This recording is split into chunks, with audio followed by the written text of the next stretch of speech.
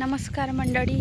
तर आम्ही आज आलो आमच्या शेतावर तर पाहणी करण्यासाठी. तर आता बघा खूप मोठा धान झाला आहे आणि बांध्यावरची मोटर चालू आहे का नाही पंप म्हणून तर आम्ही बघण्यासाठी आलो. तर समोर बघा इकडे आमची सासूबाई गेली. तर धान बराच मोठा झालेला आहे आणि निसवा पण झालेला आहे धानाची. त्या धानामध्ये बघा याची बाबरीच्या झाडाची काठी गेलेली आहे, ती काढायची होती आणि तिकडे आमची सासूबाई गेली आहे.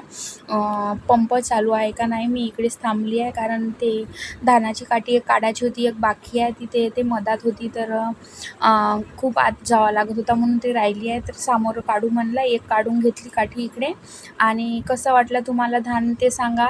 आणि इकडे साईडला कॅनल आहे बघा. आमची शेती अशा पद्धतीची आहे.